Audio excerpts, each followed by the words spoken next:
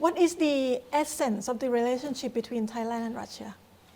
I should say that last year we celebrated 125th anniversary of our diplomatic relations. It was a quite significant jubilee, and despite all pandemic restrictions or some geopolitical turbulence, we organized more than 50 events together with the Thai embassy in Russia. And it was movie festivals and performances and exhibitions, some conferences, forums, and whatever. Of course, there were some, very memorable events, like maybe small but very interesting exhibition here in Bangkok in the end of last December until the middle of January. It was exhibition of Russian dolls in the Thai dress. So maybe there is a traditional Russian souvenir, matryoshka. It's a wooden doll, one inside one. Right. But it was proposed for Thai kids to draw a national Thai dress for these matryoshka dolls. So it's very exciting, very interesting. And many, visitors, they were so inspired of such creativity of children. Of course, Russian culture is very popular abroad, and last year many local friends had an opportunity to see some performances of Russian ballet, for example, quite a classical version of Swan Lake. But also it was for the first time performances presented by the Russian contemporary ballet company, Todes. And there is no secret, but this year there will be much more exciting performances here in Bangkok in September and October in the framework of the Bangkok Music and Dance Festival. We wait to see here the Russian very famous opera theater, Helicon Opera. They will present Aida here. And another one would be excellent ballet company from St. Petersburg. So Boris Eifman Ballet Company, they will perform Anna Karenina ballet. Excellent ballet. So I recommend all my Thai colleagues just fix these dates in the schedule to keep eye for the performance date. So we have a lot of mutually interesting areas for cooperation, and much more important that our relations are based on the mutual respect, respecting each other's history, culture, traditions. Because Russia previously experienced a lot of attempts of interference from outside to our domestic affairs. So our diplomatic practice is not to interfere somebody's, domestic affair. We just try to develop mutually equal and mutually interested relations. Sustainability, stability, and following the historical traditions and historical legacy, it's very important for Russian-Thai relations. There was just a high-level meeting between Thailand and Russia just several days ago, right? Can you share with us some outstanding aspect from that outcome from that meeting? Yes, exactly. Last week we organized here in Bangkok the 8th session of the Intergovernmental Commission between Russia and Thailand. It was established many years ago, and now co-chairs from two sides are Deputy Prime Minister, Minister of Foreign Affairs Don Pramatvinai here from Thailand, and Minister for the Development of the Russian Far East and Arctic from the Russian side. So two co-chairs, they met each other in different companies, a small company and much more bigger plenary session, and also had lunch together. So they discussed many issues, and as a result of this session was a joint protocol, which is called minutes, It's some kind of fixed approaches from two sides. It's a quite comprehensive document, consists more than 100 paragraphs concerning what was done since the previous session and what we want to do after this session. So now we just expect to sign some more bilateral documents during this session. We signed three documents after talks, and more than 30 draft documents still underway. We are discussing, and some of them would be finalized very soon. It's very important event for us because after a long period of just pandemic pause, we finally can sit together and to discuss the most important issues, especially now in the very complicated geopolitical circumstances. There are two major problems for Russia today is logistics and banking transactions. But together with our foreign colleagues, we try to find solutions. And business community, they're doing this much more faster than governments.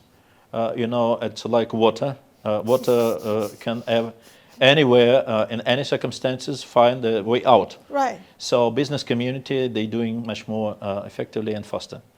So despite, for example, more than 10,000 sanctions imposed against Russia during last year, we still developing quite successfully. The Russian GDP decrease last year was only 2%. And even international observers, they predict GDP plus during this year. And inflation rate now is much more lower than in European countries, only 3% in Russia, and even more, many Asian countries.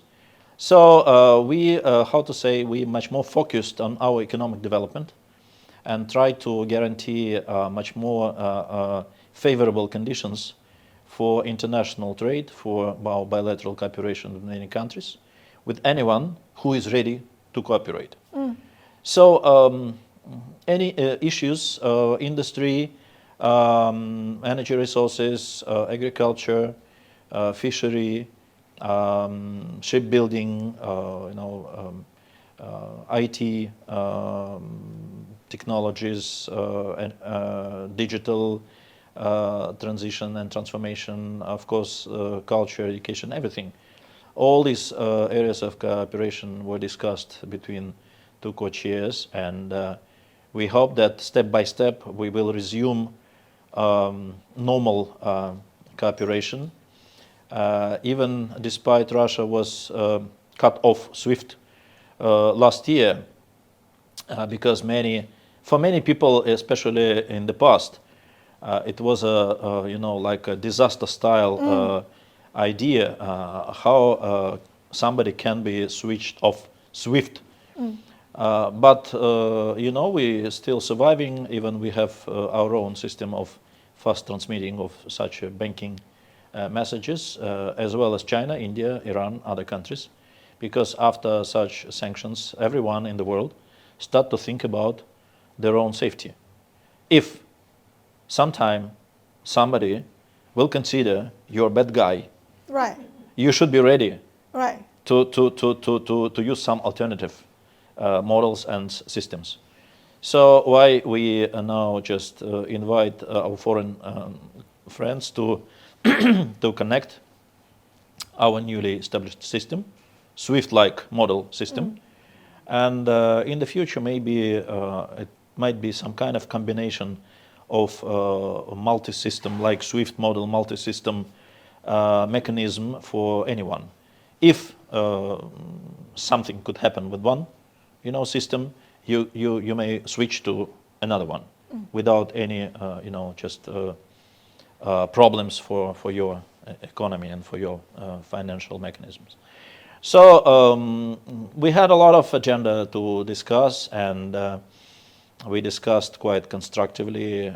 We actually in Russia, we appreciate the very balanced very balanced approach of Thailand. I remember when the situation changed last February, and many countries start to think about joining or not joining sanctions against Russia. I remember Thailand said that to destroy bilateral relations is very simple, but to resume and to restore it might be very difficult. So anyone should act in full accordance of your own or his own interests, basing on the historical legacy, historical heritage of, self-respect, first of all, of course, and respect your partners. So despite all troubles and despite all geopolitical turbulence, I think most of countries already realize that situation is changing, and there is no way back to the past. Since you mentioned that Russia actually has been looking at as a bad guy, and you mentioned the geopolitics, what's happening nowadays, what do you think about rule-based order that U.S. government like to talk about a lot? That's a good question. I like this question because when somebody asks me about rules-based order, I always ask in reply, please tell me what kind of rules, right, who based these rules, and what kind of order you want to see. Did you see some rules in written? This is a term that U.S. government like to talk about. But it's absolutely unclear definition. What is this? What does it mean? There is no such kind of rules. I can understand what does it mean UN Charter is a document in written. Or what does it mean bilateral treaties or bilateral agreements? So you have some international obligations in written in bilateral treaty or multilateral treaties. But what does it mean rules-based order? I think not only you, but maybe you cannot understand what is the taste of these rules. Right. What kind of rules? Is it soft or strong? It's a quite strange definition, but maybe very convenient for our Western colleagues to manipulate with the international law. Right. Today I may use this rule. Tomorrow this rule may be not appropriate, and I shall use another one. And it might be too much flexibility for them to manipulate with the international law and to manipulate with the bilateral obligations. So I think it's very dangerous for majority of countries, because there is another question I remember in your list. If world looking at Russia or something like that. So it's also a very good question. What do you mean when you talk about world community? No, the thing is, there is no world community. There is a Western world, right, and quite how to say strong and mostly following in the U.S. Orders and instructions, but the majority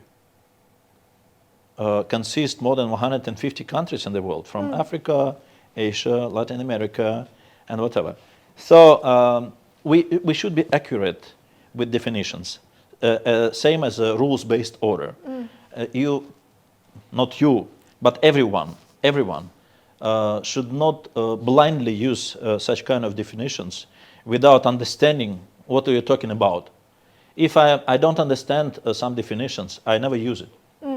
So always, it's a very good question and very convenient for me, because I always ask and reply, please explain to me what do you mean rules-based order first, right, and then we can discuss. So we see a lot of interaction that foreign government has been treating Russia, and a lot of foreign media that has been treating the news and information about Russia. Do you think Russia has been portrayed or painted pictures fairly by the foreign media? Also a very good question, because we should understand that today world media are mostly monopolized by the Western government. And I remember many journalists from Russia and many countries, for them, it was very important to practice or to learn from Western journalists in the past. Because at that time, many media in the West were much more independent than today. What we see today, Western countries, Western bloc, mostly US-led NATO, they are supporting one side in the conflict. And they request from other countries to join them to support that one side. And all their medias, which monopolizing the world media information space, they totally controlled by the Western government. So the real situation is they supporting, they control their own media. So if we see that all Western medias, they monopolize the world space, information space, so everyone can see only one side vision. Right. And when some colleagues or friends ask me about the so-called information war or hybrid war today, we should recognize that today the information space in the world is still monopolized by the Western media. But of course there are some changes. They will happen step by step, but there are alternative media resources. And I always recommend my Thai colleagues or Thai friends to try to find something alternative from Russia, for example, TASS or RT. Right. RT is accessible here, no problem. True. Or even media from China or from India, other countries. There is not only Reuters or just the Washington Post or BBC and CNN in the world. There is a lot of media in the world, and we see what's happening with some journalists today in the Western countries. If somebody has different vision, he or she might be fired or might be put in very complicated situation that he or she has only one choice, right, to quit this media. But is it also the matter of how much access we get to the news source though? Let's say you see Zelensky in every media outlets. But not Ukrainian media. Not Ukrainian media. Anyway. Zelensky is same. Zelensky in the Western media. Right. But then I don't believe it will be equally accessible to get interview with the leader of Russia, right? Why not? Okay. I just, may I ask you, do you use some Russian media resources or not? We actually... You can join, you can connect RT or TASS or whatever. Yeah, we actually connect with RT. Good, thank you very much. Okay, so you think it's a matter of, what's it called, media monopolization? Yes. From the Western world? Definitely. And, but did you also mention CCTV, CGTN? So you think maybe media in the other side of politics are treating you more fairly? Me personally, I prefer to use different media resources. Even, from today, as we call enemy countries, like enemy medias, but for better understanding, you should read enemy medias. Right. And of course, for much more broader understanding and better understanding what's happening today, me as well as my other colleagues, we try to have more resources from different medias, from that side, from this side, from China, Singapore, Australia, Russia, from anywhere, to have our own understanding and our own vision to this or that situation. So, but as I told you, at present, it is not easy to change this situation very fast. Situation is changing. How long does it take? It's hard to say, but anyway, even now situation is not the same like, for example, 1 or 2 years ago. Western media as well as Western governments becoming much more aggressive, and when we see that something let them be more aggressive, we may understand that we are doing well. We are doing right. Because that's a reaction. This is a reaction. When they start to be much more nervous of different decisions or actions made by Russia or made by other countries, they start to nervous and even start to lose control of their own media coverage. There were several examples during last time. I don't want to say you what kind of examples, but I think you're professional. You may found such examples more than me. Okay, so can I ask this? How do you personally see this Russia-Ukraine conflict winding down, though? From the very beginning, Russia is, and would be ready for a peaceful settlement. And we repeated it many times. I just ask you maybe one simple question. Did you hear any peaceful initiatives from the Western countries? Just think about this. We know that there is Chinese proposals, there are initiatives from Mexico, Israel, Turkey, even Thailand, many countries. Indonesia, right. More than 20 countries. But let's think about one simple question. Did you hear about any, at least one, peaceful initiative from the Western countries? No. But it's between... They're just pumping Ukraine with weapons. But isn't it escalating this conflict. But it's between Russia and Ukraine, right? This is not war between Russia and Ukraine. This is not about Ukraine. More and more people understand that this is war between Russia and the Western countries. Western civilization, which, the diplomat number one in the European Union, Josep Borrell, called this a beautiful garden. And everything is outside of this garden, jungle. So congratulations, we're living in jungle. Thailand and Russia. Europe is beautiful garden. So everything should be done in the interest of this beautiful garden. What about jungle? Doesn't matter. They maybe survive somehow. But concerning situation in Ukraine and around Ukraine, as I mentioned, Russia is, and would be ready for peaceful settlement, but only on the basis of the constructive proposals, without any propaganda or just fakes. What we saw during last several years after the coup d'etat in Ukraine in 2014, it was a Minsk process. Maybe you remember there were two agreements concluded in Minsk between relevant parties in Ukraine, between Donbass and Ukrainian government, and was, observed by other countries, Germany, France, and Russia. All these countries are not participants of that agreement, but they are some kind of guarantee to fulfill this agreement. What we saw 1 or 2 months ago, one by one, first former German Chancellor Madame Merkel, and then former French President François Hollande, they told mass media that the main idea, the main objective of that agreement was to give Ukraine some time to be well prepared for the conflict. So nobody thought about the peaceful solution that time. And today what we see, last year even Zelensky himself, he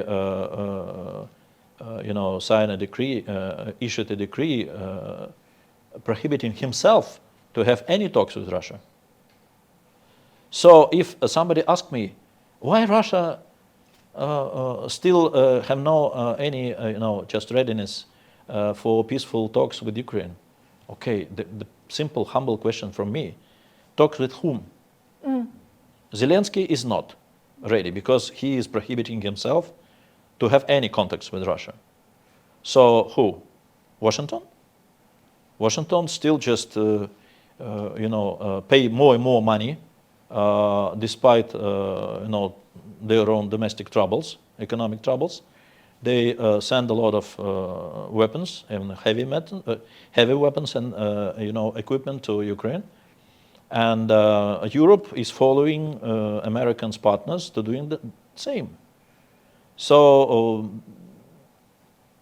huge amount, even, just Minister of Defense of the US or some European politicians, they mentioned that something like 50, 60 billion of euros spent for providing, weapons for Ukraine. Never happened in the history before, never. So this situation is, again, is not about Ukraine, unfortunately. I think that Western politicians, they don't care about Ukrainian people, how many people would be killed. Objective number one, to eliminate Russia as a big power, to destroy Russian economy, to remove Russia from the list of, independent countries. But I think it might be too late to do this. So they just put themselves in the very difficult situation without any solution how to find some kind of way out of this difficult situation for themselves. When some Western politicians say we should destroy Russia, stupid question maybe from not from the ambassador but from ordinary just citizen. How you can imagine you can defeat a nuclear superpower? Is it possible? I'm not sure. So how you want to defeat Russia on the battlefield? And this situation is difficult, but Russia definitely is trying to find some way out from this situation. But for us, it is very important to guarantee our own safety. How? No heavy militarized neighbor, as was decided maybe in the West concerning Ukraine. No NATO membership definitely, because we never agreed to see any military infrastructure near our borders in Ukraine. And of course, no Nazism in our neighboring countries. This is the most dangerous what we see today. And I'm sure that more and more people in the world should clearly understand that this is a real Nazism today. There's a real discrimination on the national identity. So, but it is maybe not convenient to report from the Western side about this.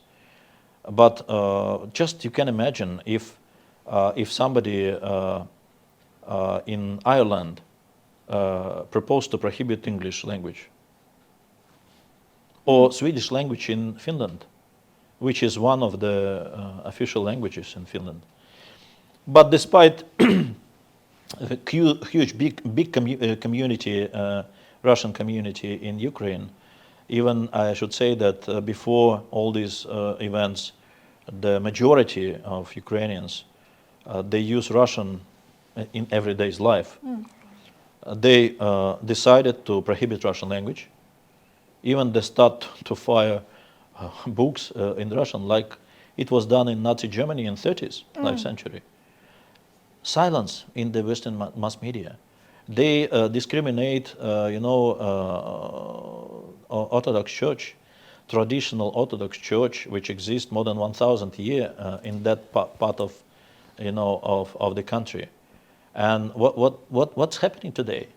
No critics from the Western side, because everything is in the interest of the Western bloc, Right. because it might help to destroy Russia and to eliminate Russia as a self-sufficient and independent country. But Ukraine is such a small country compared to Russia, though. Is traditional war necessary?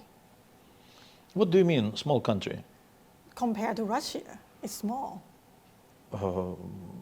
Estonia or Latvia is much more smaller, but or Finland, but we never have problems with them. Right. But when Ukrainians start to bomb their own people, mostly Russian minority or Russian community. So how long we could see this tragedy when kids should stay in underground shelters, and the former president of Ukraine, Poroshenko, told our kids will go to the school on the 1st of September, but their kids will hide in the underground shelter if they don't want to be with us. So it was a civil war in Ukraine. So when they said from the very beginning. It's mean Russian descendant citizens. That's a very complicated question, because if you open some historical documents, okay, just 300 years ago, you don't see any mention about Ukrainian nation or Ukrainian language. Right. It was one nation, actually. This is my personal understanding, but I believe that it was, how to say, it was one of geopolitical project started maybe in the second half of 19th century, when Western countries decided to create something opposite to Russian identity, to Russian culture, to Russian language, to whatever. So we have our own dialects in the Russian language, and Ukrainian language now is a little bit different, but we can understand. And I repeat again, before that conflict, majority of Ukrainians, they use Russian language in everyday life. So how you can imagine such a normal model of your everyday life could be eliminated? I tell you, for example, since tomorrow you cannot use Thai language. Would be okay for you? That would be quite difficult. I guess. So everything was prohibited. Even destroying monuments, not only in commemoration of the Soviet army because of the Second World War. Even they start to destroy monuments in commemoration of great poets and writers and artists like Pushkin or Tolstoy or Dostoevsky. It's a barbarian government, really. But this is absolutely silence in the Western media. Nobody report about this. Can I ask you this? I just discovered this in the India media just several days ago. There was a report in India that India has been exporting a lot of oil to US in record amount, and at the same time imported in record amount from Russia. Is that? Do you have any comments about that news? Is it any true or? How to comment this? I'm not. We are not sitting in New Delhi now, so Right. I'm not an ambassador in New Delhi. So maybe it might be not professional to comment the situation in the trade between Russia and India, between India and the US. But as far as I know, after sanctions imposed against Russia, many countries, our traditional trade partners, they start to discuss different models of expanding the trade. And maybe Indian model is one of such many models, which was agreed by relevant sides, by relevant companies. And maybe India start to buy more oils for consuming by this country, first of all, not by re-export of this oil to the US. But I'm sure that there is no secret that many products originated from Russia now re-exporting to the Western countries, including Europe or the US, including gas or oil or whatever, some fertilizers or whatever. So the trade is developing despite all geopolitical turbulence, but of course trade it start to adopt a new environment and new circumstances. Everything is possible, I think. What do you consider the soft power of Russia? It's very important, of course. Actually, there is no such kind of definition in the Russian practice. It's much more international, tradition to use such a definition. Soft power. Everyone is understanding what does it mean. But there is a lot of things might be learned from different countries. Even I know that Thailand now is paying a lot of attention for soft power, including cuisine, tourism, just your traditional art, or even your movies, entertainment industry. Right. Yes, and Russia, of course, we have our own historical and culture heritage, and traditionally, many people in the world regard such things like Russian classical music or Russian classical performances, like ballet, opera, as a soft power, of course. But in my understanding, soft power is much more broader definition. Should include such areas like sport, kids animation industry, entertainment not only for adults but also for children. It was very popular in the Soviet Union. We have a separate movie industry only for children, and now we try to restore this because it's very important for educating kids, but also culture, also music, some industries which are much more attractive for young generation. Even popular music, pop music, any performing arts on the stage. So soft power is very important, but soft power needs a lot of money in all countries. So soft power should be supported very actively by governments and by relevant ministries like Ministry of Culture. But unfortunately, in many countries, Ministry of Culture is the poorest ministry in the government. They all say that, no, sorry, we have no money. So that's another point, very important, that business community should be much more active in supporting soft power, because it's so-called a social responsibility. I'm sure that if anyone got an education, very good education in some country, and become very successful businessman or businesswoman, you should have social responsibility in reply of all knowledges you got from the country. So it's very important to support culture, everything everything what we understand as a soft power.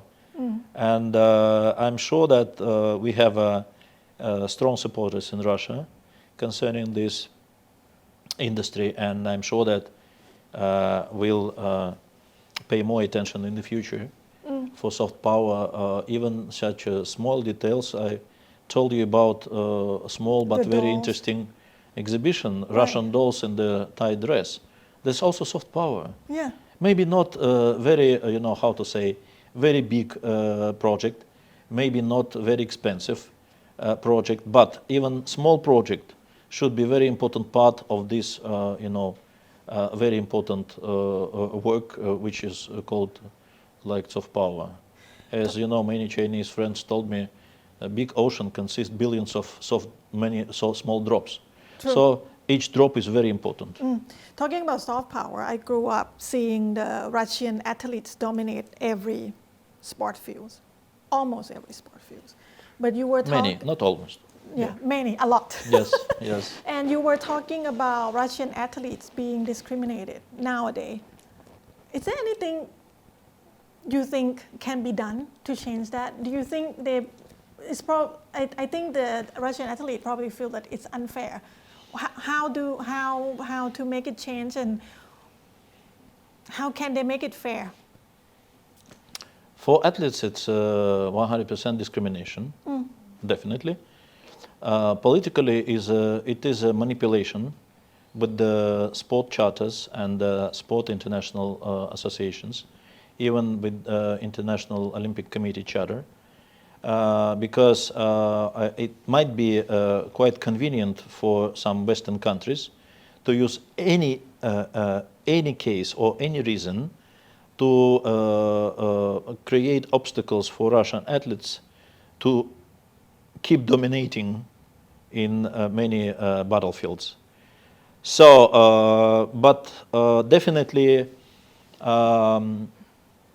what we see in result, we see decreasing the competitiveness in the world sport. If there is no Russian athletes, it might be maybe much more pleasant, because you may got a lot of medals without Russians. But results might be not so high Right. that before. So that's a matter of choice. Of course, Russian athletes will survive, and maybe even now already some how to say some representatives from Olympic Committee or some international association, they start to think about how to restore the normal life for athletes, not only from Russia but also from Belarus.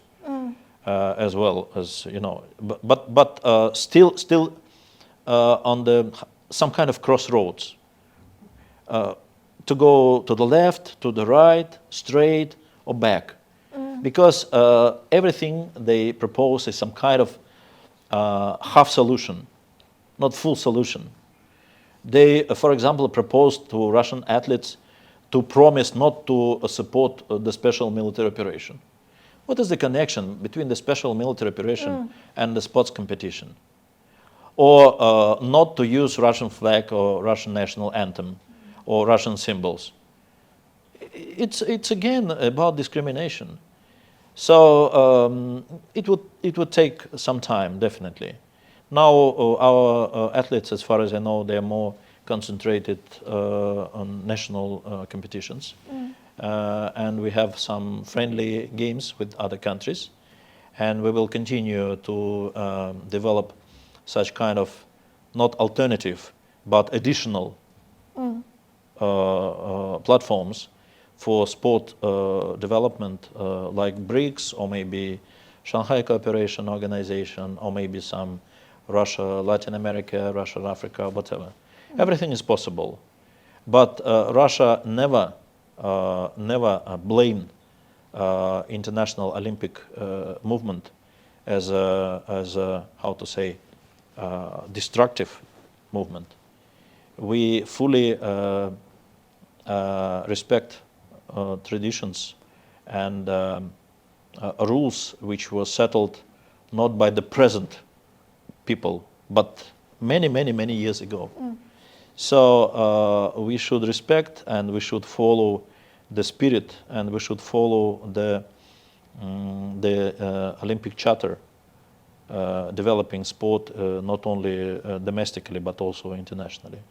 So it would take time, but I'm sure, I'm optimist. I think that something maybe change, but finally we shall go. We shall reach some kind of much more positive destination.